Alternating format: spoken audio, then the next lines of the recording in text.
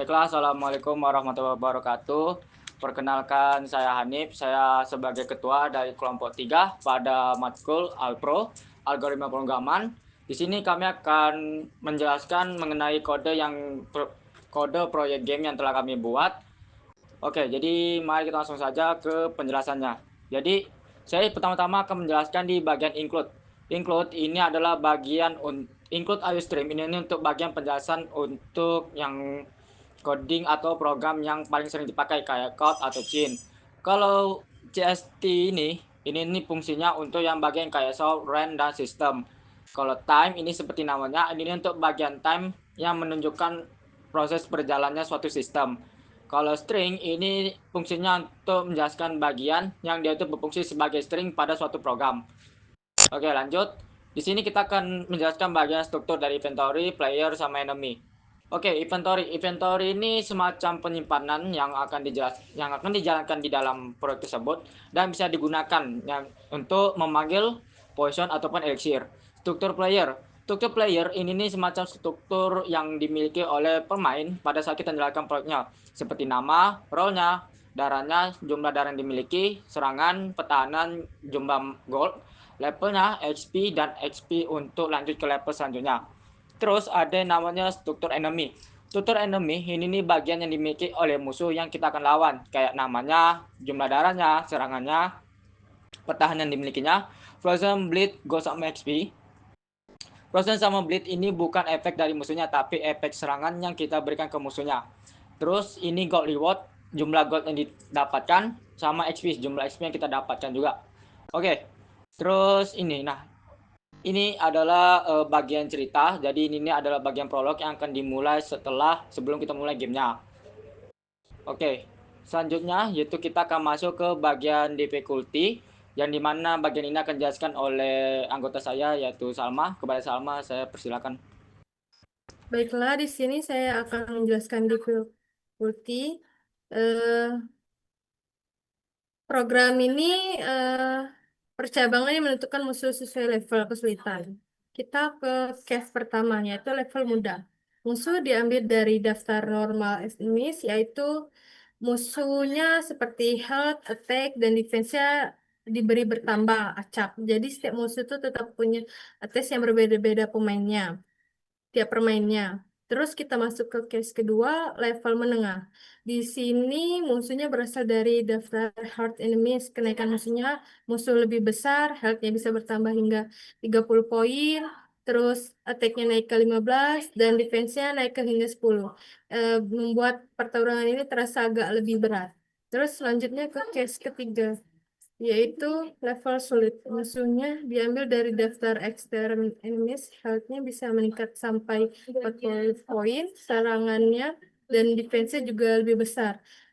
Pokoknya di level ini musuhnya tuh benar-benar gak berbahaya. Terus kita masuk lagi ke case keempat, ini tingkatnya yaitu tingkat pro. Musuhnya bernama Pro Enemies dengan peningkat status yang jauh lebih besar, health-nya bisa naik sampai 50 poin, attack-nya 15 poin, dan defense-nya 10 poin. Tantangannya mulai mematikan. Dan terakhir, case kelima, level tersulit. Di sini game memilih musuh dari daftar no one enemies, yaitu musuh-musuh bos dengan kekuatan yang luar biasa. Status mereka bisa melonjak drastis. Health-nya bertambah sampai 60 poin, attack juga ditambah banyak, dan defense-nya mereka sangat tinggi. Jadi di sini tuh apabila pemainnya memasukkan level yang tidak valid, program juga akan memilih musuh normal sebagai default. Itu bagian saya. Terima kasih.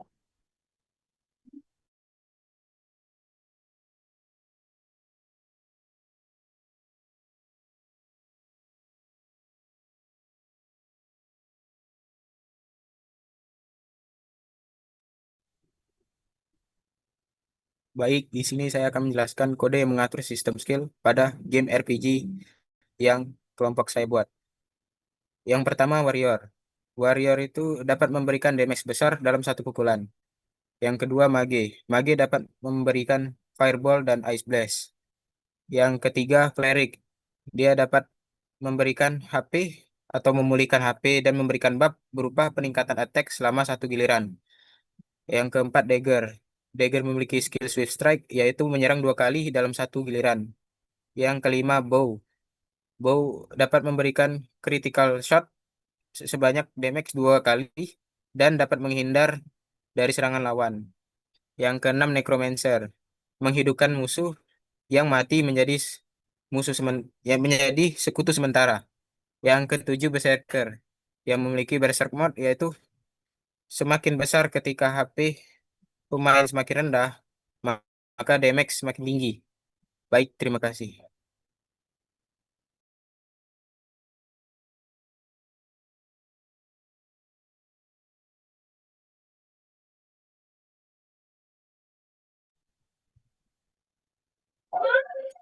Baik, di sini saya akan menjelaskan bagian combat. Jadi pada bagian ini, fungsi fight enemy itu berfungsi untuk mengatur jalannya pertarungan antara pemain dengan musuh. Nah, pertama itu ada program langsung menampilkan tulisan kalau pemain memilih untuk melawan musuh, lengkap dengan nama musuhnya. Nah, tiap gilirannya itu program mengupdate dulu kondisi pertarungan. Jadi HP pemain ditampilkan, HP musuh juga ditampilkan.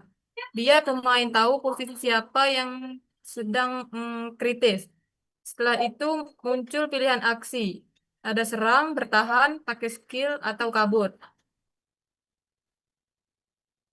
Kalau memilih serang, damage dihitung dari attack, pemain dikurangi setengah defense musuh. Kalau hasilnya minus, otomatis dibikin 0. Terus HP musuh langsung dikurangi sesuai damage itu. Kalau memilih bertahan, defense akan dinaikkan sementara. Tandanya pemain lagi siap menahan serangan musuh di turn itu. Yang ketiga ada memilih skill. Program bakalan memanggil fungsi use skill yang sudah dibuat sebelumnya. Dan yang keempat ada kabur. Ada peluang 50% buat berhasil.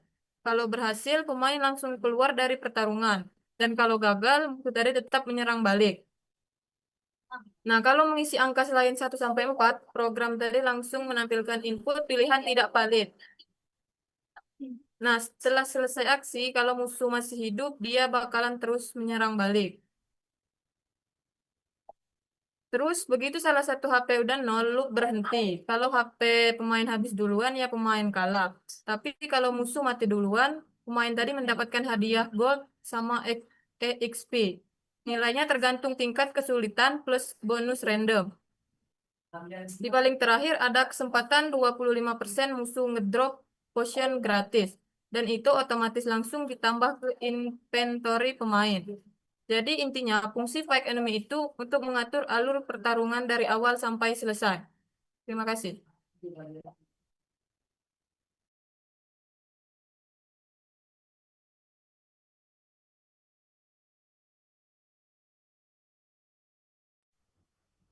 Baik, di sini Aura Terina akan menjelaskan tentang shop.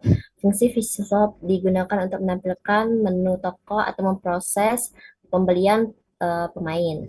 Pertama, dibuat variabel shopping yang mengontrol apakah pemain masih berada di dalam toko. Selama nilainya true, program akan terus menampilkan menu menggunakan loop while. Di dalam loop, program menampilkan daftar item beserta harga serta jumlah gold pemain. Input pemain disimpan dalam variabel choice, lalu diperiksa apakah valid atau tidaknya. Jika pemain memasukkan huruf atau simbol, program membersihkan input menggunakan chin atau clear, dan chin ingro lalu meminta input ulang. Nah, jika angka yang dimasukkan di luar rentang 1-10, pemain juga akan meminta ulang angka tersebut. Terus tuh, setiap pilihan diproses menggunakan struktur switch chest. Nah, pada chest pertama itu, pemain dapat membeli ramuan penyembuh yang mengisi 50 darah, terus tuh tanpa melebihi batas maksimalnya. Yang kedua itu ada potion, tapi itu tuh cuma bisa dipakai pas dari inventory-nya aja. Yang ketiga dan yang keempat itu tuh pedang common dan rare yang menambah attack masing-masing, ada yang 5 dan ada yang 10. Yang kelima dan yang keenam itu membeli armor common dan rare yang menambah defense atau kekuatan armor tersebut 5-10, tapi goldnya itu tuh berbeda. yang 5 dan 10-nya. Nah, yang ketujuh, memungkinkan pemain membeli potion tambahan jikalau misalnya potion yang pertama tadi habis, kita bisa memakai potion tambahan tersebut. Yang ke-8 dan yang ke-9 menyediakan item epic yaitu pedang dengan 30 attack dan armor dengan 25 defense, masing-masing dengan harga tinggi. Jika gold tidak mencukupi pada setiap pembelian, program tuh akan menampilkan tulisan gold Anda tidak mencukupi. Nah, terus tuh pada case 10, pemain memilih keluar dari toko sehingga variabel shopping diubah menjadi false dan lob berhenti. Dengan cara ini, fungsi shop dapat mengatur seluruh proses transaksi pemain dan game secara terstruktur dan aman. Itu penjelasan dari saya ya tentang shop. Terima kasih.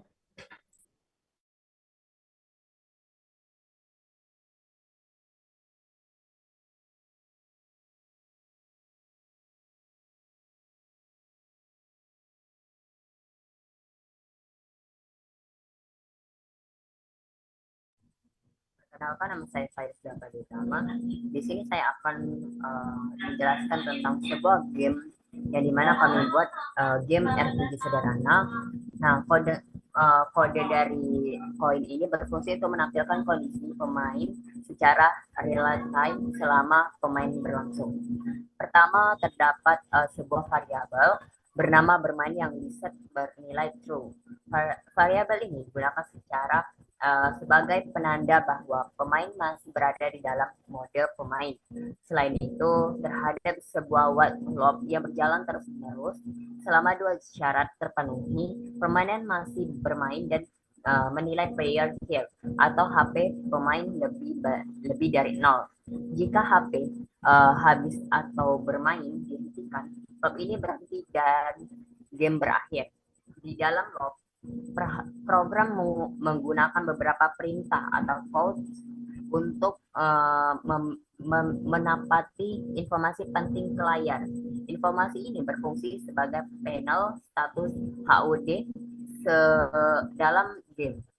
Nah, kode ini mencetak garis pembatas agar tampilan rapi, lalu menampilkan HP pemain saat ini dibandingkan dengan HP maksimal.